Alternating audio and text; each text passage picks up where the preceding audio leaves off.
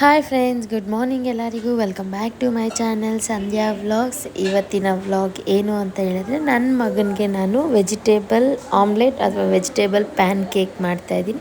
So ಹೆಂಗೆ ಮಾಡೋದು ಅಂತ ಹೇಳ್ಬಿಟ್ಟು ಈ ವಿಡಿಯೋಲ್ಲಿ ತೋರಿಸ್ತಾ ಇದ್ದೀನಿ. ಅಂದರೆ ನಾನು ಮಾಡುವಂಥ ಮೆಥಡ್ ಇದು. ಹೆಂಗಾದರೂ ಮಾಡ್ಬೋದು, ಯಾವ ಥರ ವೆಜಿಟೇಬಲ್ಸ್ ಇಷ್ಟಪಟ್ಟು ತಿಂತಾರೋ ಆ ಥರ ಆಗ್ಬೋದು. So let's get into the video ನಾವು. ಫ್ರೆಂಡ್ಸ್, ಇವಾಗ ಆಫ್ಟರ್ನೂನ್ 1:15 ಆಗ್ತಾಯಿದೆ. ಸೊ ಮಗುಗೆ ಸ್ವಲ್ಪ ಫ್ರೂಟ್ಸ್ ಕೊಟ್ಟಿದ್ದೀನಿ. ಅವ್ನು ನಿದ್ದೆ ಮಾಡಿಬಿಟ್ಟಿದ್ದೆ, ಹಂಗಾಗಿ ಫ್ರೂಟ್ಸ್ ಲೇಟ್ ಆಯಿತು. ಅವ್ನು ಫ್ರೂಟ್ಸ್ ತಿಂತಾ ಇದ್ದಾನೆ. ಅವ್ನು ತಿನ್ನೋ ಅಷ್ಟರಲ್ಲಿ ಸ್ವಲ್ಪ ಅವ್ನಿಗೆ ಲಂಚಿಗೆ ಪ್ರಿಪೇರ್ ಮಾಡೋಣ ಅಂತ ಹೇಳಿಬಿಟ್ಟು ಬಂದಿದ್ದೀನಿ. ಆ್ಯಂಡ್ ನಾನು ಇವತ್ತು ತೊಗೊತಾ ಇರುವಂಥ ವೆಜಿಟೇಬಲ್ಸ್ ಏನು ಅಂತ ಹೇಳಿದ್ರೆ, ಒಂದು ಕ್ಯಾರೆಟ್ ಮತ್ತು ಬೀಟ್ರೂಟ್ ಆ್ಯಂಡ್ ಜುಕಿನಿ ಅಂತಾರಲ್ವ, ಗ್ರೀನ್ ಜುಕಿನಿ ಸ್ವಲ್ಪ, ಎಲ್ಲೋ ಸ್ವಲ್ಪ ತೊಗೊಂಡಿದ್ದೀನಿ. ಸೊ ಇದರಲ್ಲಿ ಏನು ಮಾಡ್ತೀನಿ ಅಂತ ಹೇಳ್ಬಿಟ್ಟು ಅದೆಲ್ಲ ಕ್ಲೀನಾಗಿ ಕಟ್ ಮಾಡಿಕೊಂಡು ಮತ್ತೆ ನಾನು ವಿಡಿಯೋನ ಸ್ಟಾರ್ಟ್ ಮಾಡ್ತಾಯಿದ್ದೀನಿ. ವೆಯ್ಟ್ ಮಾಡ್ತಾಯಿದ್ದೀನಿ. ಫ್ರೆಂಡ್ಸ್, ಇಷ್ಟು ವೆಜಿಟೇಬಲ್ಸ್ ತೊಗೊಂಡಿದ್ದೀನಿ. Green zucchini, yellow or orange and potato ಒಂದು, ಕ್ಯಾರೆಟ್ ಒಂದು, ಸ್ವಲ್ಪ ಚಿಕ್ಕ ಆನಿಯನ್ನು, ಸ್ವಲ್ಪ ಸ್ವೀಟ್ ಪೊಟ್ಯಾಟೊ ತೊಗೊಂಡಿದ್ದೀನಿ ಆ್ಯಂಡ್ ಬೀಟ್ರೂಟ್. ಇದೆಲ್ಲದನ್ನು ಗ್ರೈಂಡ್ ಆದರೂ ಮಾಡ್ಕೋಬೋದು, ಬಟ್ ಮಕ್ಕಳಿಗೆ ಅದು ಸಿಗ್ತಾ ಇದ್ರೆ ಚೆನ್ನಾಗಿರುತ್ತಲ್ವ. ಸೊ ನಾನು ಇದನ್ನು ಆದಷ್ಟು ಸಣ್ಣಗೆ ಚಾಪ್ ಮಾಡ್ಕೋಬೇಕು. ನಾನು ತುರ್ಕೊಂಡ್ಬಿಡ್ತಾಯಿದ್ದೀನಿ, ಎಲ್ಲ ಈವನ್ ಆಗಿರುತ್ತೆ, ತಿನ್ನೋಕ್ಕೂ ಚೆನ್ನಾಗಿರುತ್ತೆ ಅಂದ್ಬಿಟ್ಟು ಇದನ್ನು ರೆಡಿ ಮಾಡ್ಕೊಂಡು ಮತ್ತೆ ಸಿಗ್ತೀನಿ. ನೋಡಿ ಫ್ರೆಂಡ್ಸ್, ಎಲ್ಲ ತುರ್ಕೊಂಡು ಒಂದು ಎಗ್ ತಗೊಂಡಿದ್ದೀನಿ. ಇದ್ರ ಜೊತೆಗೆ ಸ್ವಲ್ಪ ಸಾಲ್ಟು, ಪೆಪ್ಪರ್, ಅಷ್ಟೇ ನಾನು ಯೂಸ್ ಮಾಡುವಂಥ ಸ್ಪೈಸಸ್. ನೋಡೋಣ ಹೆಂಗೆ ಮಾಡೋದು ಅಂತ ಹೇಳ್ಬಿಟ್ಟು. ಫಸ್ಟ್ ಇದಕ್ಕೆ ಒಂದು ಬ್ಯಾಟರ್ನ ಮಿಕ್ಸ್ ಮಾಡ್ಕೊಬೇಕು. ಅದಕ್ಕೆ ಒಂದು ಬೌಲ್ ತೊಗೊಂಡಿದ್ದೀನಿ ನಾನು. ಇದರಲ್ಲಿ ಒಂದೊಂದಾಗಿ ಇದಾದಮೇಲೆ ಇದೇ ಆಗಬೇಕು ಅಂತ ಏನಿಲ್ಲ, ಎಲ್ಲ ಹಾಕಿ ಮಿಕ್ಸ್ ಮಾಡ್ಕೊಳ್ಳೋದು. ನಾನು ಹೆಂಗೆ ಮಾಡ್ಕೊತೀನಿ ಅಂತ ತೋರಿಸ್ತೀನಿ, ನೋಡ್ತಾ ಇರಿ. ನಾನಿಲ್ಲಿ ಒಂದು ಬೌಲ್ ತೊಗೊಂಡಿದ್ದೀನಿ. ಬೌಲ್ಗೆ ಗ್ರೈಂಡ್ ಮಾಡ್ಕೊಂಡಿರುವಂಥ ವೆಜಿಟೇಬಲ್ಸ್ ಎಲ್ಲ ಒನ್ ಬೈ ಒನ್ ಹಾಕ್ಕೊತಾ ಇದ್ದೀನಿ. ಫಸ್ಟ್ ಗ್ರೀನ್ ಜುಕಿನಿ ಹಾಕ್ಕೊಂಡಿದ್ದೀನಿ, ಅದಾದಮೇಲೆ ಎಲ್ಲೋ ಜುಕಿನಿ ಹಾಕ್ಕೊತಾ ಇದ್ದೀನಿ. ಆ್ಯಂಡ್ ಇದೇ ಮೆಥಡಲ್ಲೇ ಮಾಡಬೇಕು ಅಂತ ಏನಿಲ್ಲ, ಒನ್ ಬೈ ಒನ್ ಹಾಕ್ಕೋತಾ ಇದ್ದೀನಿ ಅಷ್ಟೇ. ಅದಾದಮೇಲೆ ಪೊಟ್ಯಾಟೊ ಹಾಕ್ಕೊತಾ ಇದ್ದೀನಿ. ವೆಜಿಟೇಬಲ್ಸು ಅಷ್ಟೇ, ನಿಮ್ಗೆ ಇಷ್ಟ ಆಗಿರೋಂಥ ವೆಜಿಟೇಬಲ್ಸ್ನ ರಿಪ್ಲೇಸ್ ಮಾಡ್ಕೋಬೋದು. ಆ್ಯಂಡ್ ಅದ್ರ ಜೊತೆಗೆ ಸ್ವಲ್ಪ ಕ್ಯಾರೆಟ್ನ ಹಾಕ್ತಾಯಿದ್ದೀನಿ ನಾನು. ಕ್ಯಾರೆಟ್ ಸ್ವಲ್ಪ ಜಾಸ್ತಿ ಹಾಕ್ತಾಯಿದ್ದೀನಿ, ಯಾಕಂದರೆ ನನ್ನ ಮಗನಿಗೆ ಕ್ಯಾರೆಟ್ ಇಷ್ಟ. ಸೊ ಹಂಗೆ ಮಕ್ಕಳು ಯಾವ್ದು ಇಷ್ಟಪಟ್ಟು ಅದನ್ನು ಜಾಸ್ತಿ ಹಾಕ್ಕೋಬೋದು. ಸೊ ನಾನಿಲ್ಲಿ ಅದಾದಮೇಲೆ ಸ್ವೀಟ್ ಪೊಟ್ಯಾಟೊ ಅವ್ನು ತಿನ್ನಲ್ಲ, ಸೊ ಸ್ವಲ್ಪ ಅದನ್ನು ಹಾಕಿದ್ದೀನಿ. ಆ್ಯಂಡ್ ಸಣ್ಣದಾಗಿ ಹಚ್ಚಿ ಇಟ್ಕೊಂಡಿರುವಂಥ ಆನಿಯನ್ಸ್ನ ಹಾಕ್ತಾಯಿದ್ದೀನಿ. ಅದ್ರ ಜೊತೆಗೆ ಸ್ವಲ್ಪನೇ ಬೀಟ್ರೂಟ್ ಹಾಕಿರೋದು ಒಂದು ಕಾಲು ಭಾಗ, ಒಂದೇ ಒಂದು ಪೀಸ್ ಅಷ್ಟು. ಬಟ್ ಅದು ಕಲರ್ ನೋಡ್ಬೋದು ನೀವು, ಎಷ್ಟು ಫುಲ್ ಕಲರ್ ಆಗಿಬಿಡುತ್ತೆ. ಸೊ ಅದೆಲ್ಲದನ್ನು ಕ್ಲೀನಾಗಿ ಮಿಕ್ಸ್ ಮಾಡ್ಕೊತಾ ಇದ್ದೀನಿ ಇಲ್ಲಿ. ಆ್ಯಂಡ್ ನಾನು ಸ್ವಲ್ಪ ಜಾಸ್ತಿ ಕ್ವಾಂಟಿಟಿಯಲ್ಲೇ ತೊಗೊಂಡಿದ್ದೀನಿ. ಯಾಕೆ ಅಂತ ಹೇಳಿದ್ರೆ, ನಾನು ಅವನಿಗೆ ಈವ್ನಿಂಗ್ ಸ್ನ್ಯಾಕ್ಸ್ಗೆ ಪ್ಲಸ್ ಮಧ್ಯಾಹ್ನ ಲಂಚ್ಗೆ ಎರಡಕ್ಕೂ ಸೇರಿದಂಗೆ ವೆಜಿಟೇಬಲ್ಸ್ನ ಚಾಪ್ ಮಾಡ್ಕೊಂಡಿದ್ದೀನಿ. ಆ್ಯಂಡ್ ಇನ್ನೊಂದೇನು ಅಂತ ಹೇಳಿದ್ರೆ, ಮಕ್ಕಳಿಗೆ ಫಸ್ಟ್ ಟೈಮ್ ಏನಾದರೂ ವೆಜಿಟೇಬಲ್ಸ್ ಕೊಡ್ತಾ ಇದ್ದೀರಾ ಅಂದರೆ ಒನ್ ಡೇಯಲ್ಲಿ ಒನ್ ನ್ಯೂ ವೆಜಿಟೇಬಲ್ ಅಥವಾ ಒನ್ ನ್ಯೂ ಫ್ರೂಟ್ನ ಇಂಟ್ರೊಡ್ಯೂಸ್ ಮಾಡೋದು ಒಳ್ಳೆಯದು. ಅಂದರೆ ಚಿಕ್ಕವಾಗ ಅಪ್ ಟು 6 to 12 ಮಂತ್ಸ್ವರೆಗೂ ಇದನ್ನು 1 ಇಯರ್ವರೆಗೂ ಈ ಥರ ಫಾಲೋ ಮಾಡ್ತೀರ.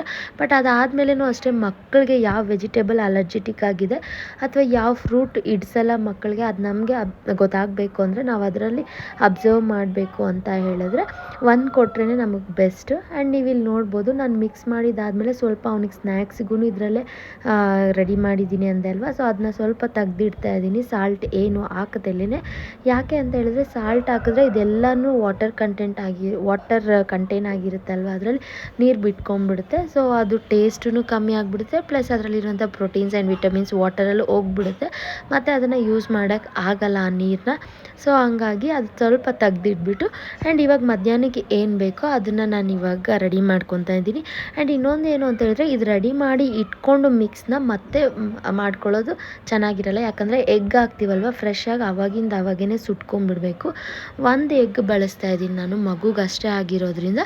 ಇವೆಲ್ಲ ವೆಜಿಟೇಬಲ್ಸ್ ಜೊತೆಗೆ ಒಂದು ಎಗ್ಗು ಆ್ಯಂಡ್ ಸ್ವಲ್ಪ ಸಾಲ್ಟು, ಸ್ವಲ್ಪ ಪೆಪ್ಪರ್ನ ಯೂಸ್ ಮಾಡ್ತಾಯಿದ್ದೀನಿ. Jeera powder and pepper powder ಎರಡು ಮಿಕ್ಸ್ ಆಗಿದೆ ನಮ್ಮ ಮನೇಲಿ. ಸೊ ಅದನ್ನೇ ಹಾಕಿದ್ದೀನಿ. ಸಪ್ರೇಟ್ ಇದ್ದರೆ ಸ್ವಲ್ಪ ಜೀರಿಗೆ ಪುಡಿ ಹಾಕಿದ್ರೂ ಮಕ್ಕಳಿಗೆ ಡೈಜೆಷನಲ್ಲಿ ಸ್ವಲ್ಪ ಹೆಲ್ಪ್ ಆಗುತ್ತೆ. ಸೋಂಪು ಪೌಡರ್ ಅಥವಾ ಜೀರಾ ಪೌಡರ್ನ ಕೂಡ ಬಳಸ್ಬೋದು, ಅದು ಒಳ್ಳೆಯದು. ಸೊ ನಾನು ಎಲ್ಲಿ ಪೆಪ್ಪರ್ ಪೌಡರ್ ಯೂಸ್ ಮಾಡ್ತೀನೋ ಅಲ್ಲೆಲ್ಲರೂ ಸ್ವಲ್ಪ ಜೀರಾ ಪೌಡರ್ನೂ ಹಾಕ್ತೀನಿ. ಇದೆಲ್ಲದನ್ನು ಹಾಕ್ಕೊಂಡು ಚೆನ್ನಾಗಿ ಮಿಕ್ಸ್ ಮಾಡ್ಕೊಳ್ಳೋದು, ಚೆನ್ನಾಗಿ ಬೀಟ್ ಮಾಡ್ಕೊಬೇಕು ಎಗ್ ಹಾಕಿದ್ಮೇಲೆ. ನಾವಿಲ್ಲಿ ಎಗ್ ಹಾಕಿದ್ಮೇಲೆ ಎಷ್ಟು ಬೀಟ್ ಮಾಡಿದ್ರೆ ಅಷ್ಟು ಫ್ಲಫಿಯಾಗಿ ಬರುತ್ತೆ ಪ್ಯಾನ್ ಕೇಕ್ ಅಥವಾ ಎಗ್ ಆಮ್ಲೆಟ್ ಏನಂತೀವಿ ನಾವು ಅದು. ಸೊ ಹಂಗಾಗಿ ನಾನು ತುಂಬ ಚೆನ್ನಾಗಿ ಬೀಟ್ ಮಾಡ್ಕೊತೀನಿ. ಎಷ್ಟು ಮಿಕ್ಸ್ ಮಾಡಿದ್ರೆ ಅಷ್ಟು ಚೆನ್ನಾಗಿ ಬರುತ್ತೆ. ನಿಮಗೆ ನಾರ್ಮಲ್ ಆಮ್ಲೆಟೂ ನೋಡಿರ್ತೀರ, ಬೀಟ್ ಮಾಡಿದಷ್ಟು ಅದು ಚೆನ್ನಾಗಿರುತ್ತೆ ಟೇಸ್ಟ್ ಆಗಲಿ, ನೋಡೋಕ್ಕೆ ಫ್ಲಫಿಯಾಗಿ. ಸೊ ಹಂಗಾಗಿ ನಾನು ಇಲ್ಲಿ ಇದನ್ನು ಚೆನ್ನಾಗಿ ಮಿಕ್ಸ್ ಮಾಡ್ಕೊತಾ ಇದ್ದೀನಿ. ಅದು ಸ್ವಲ್ಪ ನೊರೆ ಆ ಥರ ಬರುತ್ತೆ. ಸೊ ಆವಾಗವರೆಗೂ ಮಿಕ್ಸ್ ಮಾಡಿಕೊಂಡ್ರೆ ಚೆನ್ನಾಗಿರುತ್ತೆ. ಆ್ಯಂಡ್ ನಾನು ಆಲ್ರೆಡಿ ಹೇಳ್ದಂಗೆ ಇದೇ ವೆಜಿಟೇಬಲ್ಸ್ನ ಯೂಸ್ ಮಾಡಬೇಕು ಅನ್ನೋದೇನಿಲ್ಲ. ನಾನು ನಾರ್ಮಲಾಗಿ ಇವ್ನಿಗೆ ಆಮ್ಲೆಟಲ್ಲೆಲ್ಲ ಬ್ರೋಕಲಿ ಈ ಥರ ಹಾಕ್ಕೊಡ್ತಾ ಇದ್ದೆ. ಬಟ್ ಫಸ್ಟ್ ಟೈಮ್ ಜುಕಿನಿ ಆಮ್ಲೆಟಲ್ಲಿ ಟ್ರೈ ಮಾಡಿದ್ದು ಚೆನ್ನಾಗಿಯೇ ಇತ್ತು ಟೇಸ್ಟು. ನೀವು ಮಕ್ಕಳಿಗೆ ಏನೇ ಫುಡ್ ಕೊಡಲಿ ಫಸ್ಟ್ ನೀವು ಟೇಸ್ಟ್ ಮಾಡಿಬಿಟ್ಟು ಕೊಡಿ. ಅಂದರೆ ಇದು ನನ್ನ ಒಂದು ಎಕ್ಸ್ಪೀರಿಯೆನ್ಸ್ ನಾನು ಹೇಳ್ತಾ ಇರೋದು. ಇದು ಕರೆಕ್ಟೋ ರಾಂಗೋ ನಿಮ್ಮ ಪ್ರಕಾರ ನೀವು ತಗೊಳ್ಳಿ. ಇಷ್ಟ ಆದರೆ ಫಾಲೋ ಮಾಡಿ, ಇಲ್ಲಾಂದರೆ ಇಲ್ಲ. ಕಂಪಲ್ಸರಿ ಇದು ಫಾಲೋ ಮಾಡಬೇಕು ಅಂತ ಏನಿಲ್ಲ. ಯಾಕೆ ಅಂತ ಹೇಳಿದ್ರೆ ಇವಾಗ ನಾವೇನಾದರೂ ಹೊಸ್ದಾಗ ಒಂದು ಟ್ರೈ ಮಾಡಿದ್ದೀವಿ ಅಂತ ಹೇಳಿದ್ರೆ ಮಕ್ಕಳಿಗೆ ನಾವು ಟೇಸ್ಟ್ ಮಾಡಿ ಕೊಟ್ಟವಾಗ ಆ ಟೇಸ್ಟ್ ಹೆಂಗಿರುತ್ತೆ ಅಂತ ನಮಗೆ ಗೊತ್ತು. ಅದು ಇಷ್ಟಪಟ್ಟು ತಿಂದರೆ ಮಕ್ಕಳಿಗೆ ಆ ಟೇಸ್ಟ್ ಇಷ್ಟ ಆಗುತ್ತೆ ಅಂತ. ನೆಕ್ಸ್ಟ್ ಟೈಮ್ ಅವ್ರು ಏನಾದರೂ ಹಠ ಮಾಡಿದ್ರೆ ತಿನ್ನೋಕ್ಕೆ ಇಷ್ಟಪಡ್ತಾ ಇಲ್ಲ ಅಂದರೆ ಅವ್ರಿಗೆ ಇಷ್ಟ ಆಗಿರುವಂಥ ಟೇಸ್ಟಲ್ಲಿ ಮಾಡಿಕೊಟ್ರೆ ಚೆನ್ನಾಗಿರುತ್ತೆ. ಅಂದರೆ ಅವ್ರ ಟೇಸ್ಟ್ ಬರ್ಡ್ಸ್ ಹೆಂಗಿದೆ ಅಂತ ನಾವು ಅರ್ಥ ಮಾಡ್ಕೊಬೇಕು. ಅಂದರೆ ನಾವು ಮಕ್ಕಳಿಗೆ ಏನೇ ಕೊಡಲಿ ಫಸ್ಟು ಒಂಚೂರು ಒಂದು ಬೈಟ್ ಆದರೂ ಟೇಸ್ಟ್ ಮಾಡಿ ಕೊಟ್ಟರೆ ಒಳ್ಳೆಯದು. ಇದರಿಂದ ನಮಗೆ ಸ್ವಲ್ಪ ಎಲ್ಪ್ ಆಗುತ್ತೆ ಮಕ್ಕಳು ಯಾವ ಥರ ಟೇಸ್ಟ್ನ ಇಷ್ಟಪಡ್ತಾ ಇದ್ದಾರೆ ಅಂತ ತಿಳ್ಕೊಳ್ಳೋಕ್ಕೆ ಅಂತ ಒಂದು ಇದು ಟಿಪ್ ಅಂತ ಆದರೂ ಅನ್ಕೋಬೋದು. ನೀವು ಇದನ್ನು ಫಾಲೋ ಮಾಡಿದ್ರೆ ನಾನು ಇದನ್ನೇ ಫಾಲೋ ಮಾಡ್ತೀನಿ. ನಾನು ಹೊಸ್ದಾಗ ಏನು ಟ್ರೈ ಮಾಡಿದ್ರು ಒಂದೇ ಒಂದು ಬಿಟ್ಟು ನಾನು ಟೇಸ್ಟ್ ಮಾಡ್ತೀನಿ. ಸೊ ದ್ಯಾಟ್ ಅವನಿಗೆ ಯಾವ ಥರ ಟೇಸ್ಟ್ ಇಷ್ಟ ಆಗುತ್ತೆ ಅಂತ ಹೇಳ್ಬಿಟ್ಟು ನನಗೆ ಅರ್ಥ ಆಗುತ್ತೆ. ಸೊ ಹಂಗಾಗಿ ನಿಮಗೂ ಈ ಟಿಪ್ ಇಷ್ಟ ಆದರೆ ಫಾಲೋ ಮಾಡಿ. ಆ್ಯಂಡ್ ನೀವು ನೋಡ್ಬೋದು ಇಲ್ಲಿ ನಾನು ತೋರಿಸ್ತಾ ಇದ್ದೀನಿ ಅದು ಎಷ್ಟು ನೊರೆ ಬರ್ತಾ ಇದೆ ಅಲ್ವಾ, ಫ್ಲಫಿಯಾಗಿ ಬರುತ್ತೆ ಈ ಥರ ಬಂದರೆ ಅಂತ ಹೇಳ್ಬಿಟ್ಟು ತೋರಿಸ್ತಾ ಇದ್ದೀನಿ. ಆ್ಯಕ್ಚುಲಿ ನಾನು ಅಲ್ಲೇ ವಾಯ್ಸ್ ಮಾತಾಡಿಕೊಂಡು ವಿಡಿಯೋ ಮಾಡಿದೆ.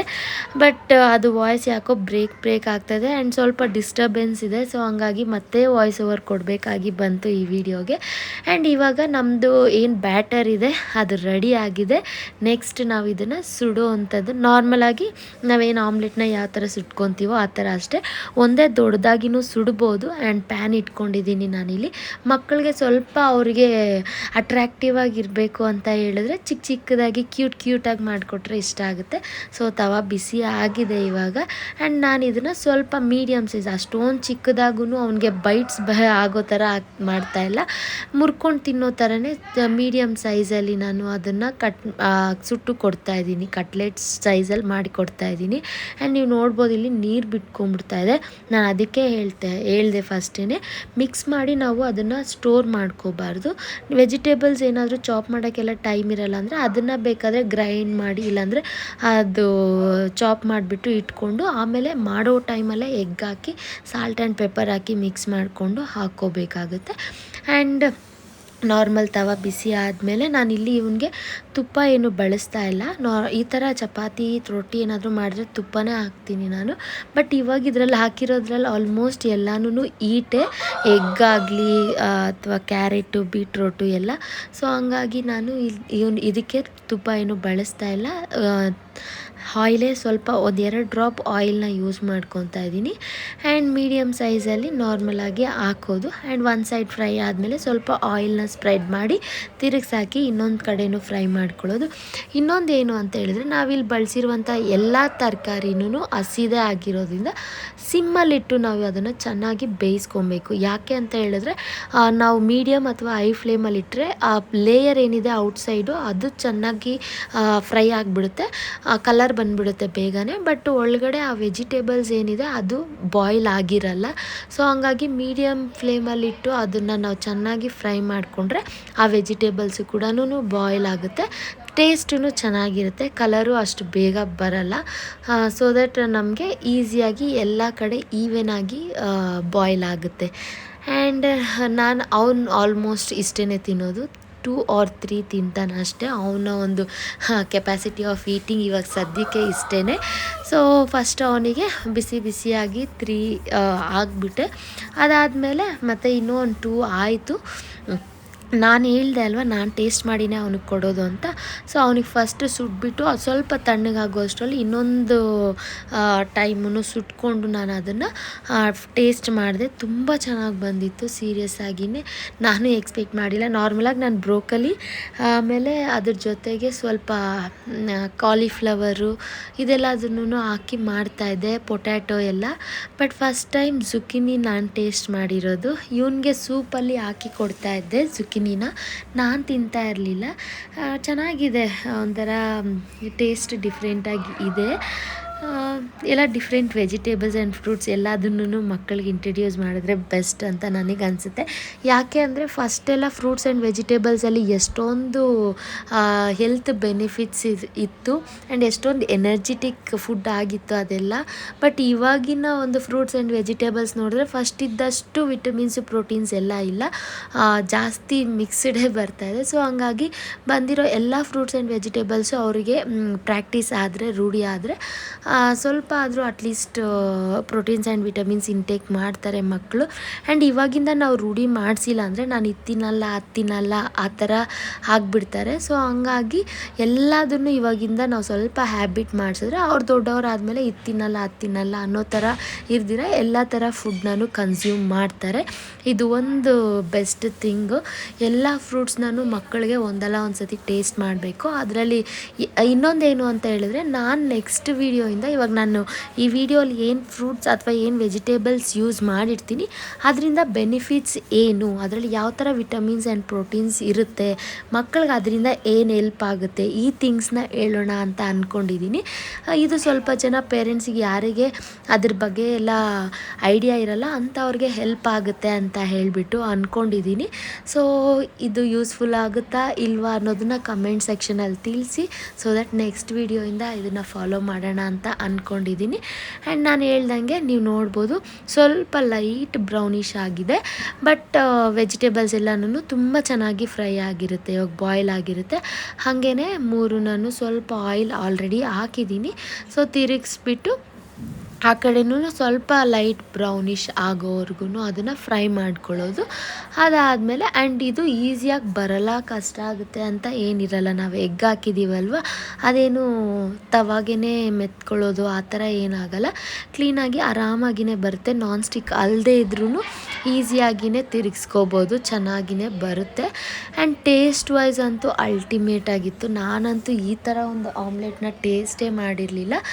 ನಾರ್ಮಲ್ ನಮ್ಮ ಹತ್ರ ಸಿಗುವಂಥ ವೆಜಿಟೇಬಲ್ಸ್ನ ಯೂಸ್ ಮಾಡಿಕೊಂಡು ಬರೀ onion, salt, pepper, chillies, coriander ಇಷ್ಟ ಹಾಕಿದ್ರೇ ಆಮ್ಲೆಟ್ ಟೇಸ್ಟೇ ಬೇರೆ ಲೆವೆಲ್ಲು. ಬಟ್ ಇದೆಲ್ಲ ಆ್ಯಡ್ ಮಾಡಿದಾಗ ಇನ್ನೂ ಒಂಥರ ಚೆನ್ನಾಗಿದೆ. ಆ್ಯಂಡ್ ಇನ್ನೊಂದೇನು ಅಂತ ಹೇಳಿದ್ರೆ, ಮಕ್ಕಳು ಪಿಜ್ಜಾ ಬೇಕು, ಬರ್ಗರ್ ಬೇಕು ಅಂತ ಹಠ ಮಾಡ್ತಾರಲ್ವ. ಆ್ಯಂಡ್ ಜಂಕ್ ಫುಡ್ ಎಲ್ಲ ಅಷ್ಟೊಂದು ಒಳ್ಳೆಯದಲ್ಲ. ಸೊ ಅಂಥ ಟೈಮಲ್ಲಿ ಈ ಥರ ವೆಜಿಟೇಬಲ್ಸ್ ಎಲ್ಲ ಹಾಕಿ ನಾನು ಆ ಒಂದು ರೆಸಿಪೀಸ್ನ ಕೂಡ ಶೇರ್ ಮಾಡ್ತೀನಿ. ಯಾಕೆಂದರೆ ನಾವು ಪಿಜ್ಜಾ ತಿನ್ನೋವಾಗ ಮಗುನು ಬೇಕು ಅಂತಾನೆ. ಸಮ್ಟೈಮ್ಸ್ ಯಾವಾಗೋ ಒಂದು ಸತಿ ರೇರಾಗಿ ಅಂದರೆ ಅದೇನು ಇಟ್ ಡಸಂಟ್ ಮ್ಯಾಟರ್, ತಿನ್ಬೋದು ಮಕ್ಕಳು ಒಂದು ಸತಿ 2 ಸತಿ ಅಂದರೆ. ಬಟ್ ಅದು ಟೇಸ್ಟ್ ಮಕ್ಕಳಿಗೆ ಇಷ್ಟ ಆಗಿಬಿಟ್ಟು ಪದೇ ಪದೇ ಅದೇ ಬೇಕು ಅಂತ ಹಠ ಮಾಡೋಕ್ಕೆ ಶುರು ಮಾಡ್ತಾರೆ.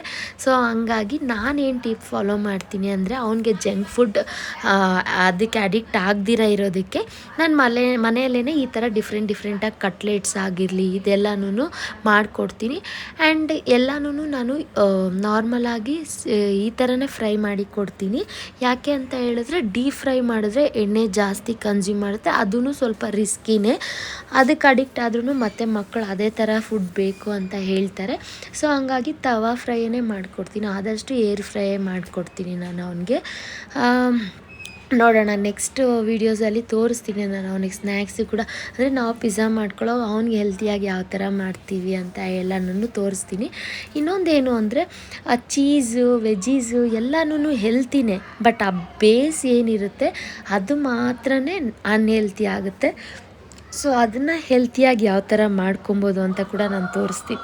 ತೋರಿಸ್ತೀನಿ ನಿಮಗೆ ನೆಕ್ಸ್ಟ್ ಅಪ್ಕಮಿಂಗ್ ವೀಡಿಯೋಸಲ್ಲಿ. ಆ್ಯಂಡ್ ನಾನು ಮನೆಯಲ್ಲಿ ಪಿಜ್ಜಾ ಮಾಡೋವಾಗ ಯಾವತ್ತೂ ಈ ಮೈದಾ ಆಲ್ ಪರ್ಪಸ್ ಪೌಡರ್ ಅಂತ ಏನು ಹೇಳ್ತಾರೆ ಅದನ್ನು ಯೂಸ್ ಮಾಡಲ್ಲ. ನಾನು ವೀಟ್ ಫ್ಲೋರಿಂದನೇ ವೀಟ್ ಬೇಸ್ಡ್ ಪಿಜ್ಜಾನೇ ಮಾಡೋದು. ವೀಟಲ್ಲೇ ಪಿಜ್ಜಾ ಬೇಸ್ ಮಾಡ್ತೀನಿ. ಚೆನ್ನಾಗಿಯೇ ಇರುತ್ತೆ, ಟೇಸ್ಟಲ್ಲಿ ಏನು ಡಿಫ್ರೆನ್ಸ್ ಇರಲ್ಲ, ತುಂಬ ಚೆನ್ನಾಗಿರುತ್ತೆ. ಇನ್ನೂ ಸ್ವಲ್ಪ ಎಕ್ಸ್ಟ್ರಾ ಫ್ಲೇವರ್ನ ಕೊಡುತ್ತೆ. ನಾವು ಚಪಾತಿ ಎಲ್ಲ ತಿಂದು ನಮಗೆ ಚೆನ್ನಾಗಿ ರೂಢಿ ಇರುತ್ತಲ್ವ, ಹೆಲ್ತ್ ವೈಸೂ ಅದು ಒಳ್ಳೆಯದೇ. ಪ್ಲಸ್ ಅದ್ರ ಜೊತೆಗೆ ಮಾಡೋವಾಗೂ ಮಕ್ಕಳು ಯಾರಾದರೂ ನಮ್ಮನ್ನು ನೋಡಿ ಬೇಕು ಅಂತ ಹೇಳಿದ್ರು ನಾವು ಅವ್ರ ಜೊತೆ ಶೇರ್ ಮಾಡ್ಕೊಬೋದು, ಚೆನ್ನಾಗಿಯೇ ಇರುತ್ತೆ. ಸೊ ಆ ವೀಡಿಯೋಸ್ನ ಕೂಡ ಅಪ್ಕಮಿಂಗ್ ವೀಡಿಯೋಸೆಲ್ಲ ಹಾಕ್ತೀನಿ, ರೆಸಿಪೀಸ್ನ ಎಲ್ಲದನ್ನು ವೆಯ್ಟ್ ಮಾಡ್ತಾಯಿರಿ. And thank you so much ಎಲ್ಲರಿಗೂ. ನೀವು ನೋಡ್ಬೋದು ನಮ್ಮ ಒಂದು ಇದೇನು ಪ್ಯಾನ್ ಕೇಕ್ ಅಥವಾ ಆಮ್ಲೆಟ್ ಅಂತ ಏನು ಅಂತೀವಿ, ಇದು ರೆಡಿ ಆಯಿತು. ಆ್ಯಂಡ್ ತುಂಬಾ ಇಷ್ಟಪಟ್ಟು ತಿಂದ ನನ್ನ ಮಗ ಕೂಡ, ಅವನಿಗೂ ಇಷ್ಟ ಆಯಿತು. ನನ್ನ ಕಲರು ಸ್ವಲ್ಪ ಪಿಂಕ್ ಜಾಸ್ತಿ ಬಂದುಬಿಡ್ತು. ಸ್ವಲ್ಪನೇ ಒಂದೇ ಒಂದು ಪೀಸ್ ಅಷ್ಟೇ ಬೀಟ್ರೂಟ್ ಹಾಕಿದ್ದು, ಆದ್ರೂ ಸ್ವಲ್ಪ ಜಾಸ್ತಿ ಪಿಂಕಿಶ್ ಆಯಿತು. ತಿಂತಾನೋ ಇಲ್ವೋ ಅಂತ ಅಂದ್ಕೊಂಡೆ, ಬಟ್ ತಿಂದ ಅವನು ಆರಾಮಾಗಿ ಎಂಜಾಯ್ ಮಾಡ್ಕೊಂಡು ತಿಂದ. ನಮಗೂ ಖುಷಿ ಆಯಿತು. ಏನಾದರೂ ಈ ಥರ ಮಾಡಿಕೊಟ್ಟಾಗ ಎಂಜಾಯ್ ಮಾಡ್ಕೊಂಡು ತಿಂದರೆ ನಮಗೆ ಖುಷಿ ಅಲ್ವಾ. ಸೊ ಇದಾಗಿತ್ತು ಇವತ್ತಿನ ವ್ಲಾಗ್. ಇಲ್ಲಿವರೆಗೂ ನೋಡಿರೋ ಎಲ್ಲರಿಗೂ thank you so much. And daily ನಾನು ವ್ಲಾಗ್ಸ್ ನೋಡಿ ನನ್ನ ಸಪೋರ್ಟ್ ಮಾಡೋರಿಗೆಲ್ಲರಿಗೂ ಥ್ಯಾಂಕ್ ಯು. ಯಾರೆಲ್ಲ ನನ್ನ ವೀಡಿಯೋನ ಇದೆ ಫಸ್ಟ್ ಟೈಮ್ ನೋಡ್ತಾ ಇದ್ದೀರಾ, ನನ್ನ ಚಾನಲಲ್ಲಿ ಹೋಗಿ ಹಿಂದಿನ ವ್ಲಾಗ್ಸ್ನ ಎಲ್ಲದನ್ನು ನೋಡಿ ನನ್ನ ಸಪೋರ್ಟ್ ಮಾಡಿ. And see you all in the next vlog. Until then keep smiling, bye. ನಮ್ಮ ಬಿಸಿಯಾಗಿರುವಂಥ pancake ready, vegetable pancake. ನೋಡಿ ನಮ್ಮ ಮಗುಗೆ ಹೆಂಗೆ ಇಷ್ಟ ಆಗುತ್ತೆ, ಹೆಂಗೆ ತಿಂತಾನೆ ಅಂತ ಹೇಳ್ಬಿಟ್ಟು ನೋಡಿಬಿಟ್ಟು ನಾನು ರಿವ್ಯೂ ಹೇಳ್ತೀನಿ ನಿಮಗೆ. ಓಕೆ, ಅವ್ನು ತುಂಬಾ ಇಷ್ಟಪಟ್ಟು ಎಂಜಾಯ್ ಮಾಡಿಕೊಂಡು ತಿಂದ. ನನಗಂತೂ ತುಂಬ ಇಷ್ಟ ಆಯಿತು. ಆ್ಯಂಡ್ ಒನ್ಸ್ ಅಗೇನ್ ವಿಡಿಯೋ ಲಾಸ್ಟ್ವರೆಗೂ ನೋಡಿರೋರು ಎಲ್ಲರಿಗೂ thank you. See you all in the next vlog. Bye.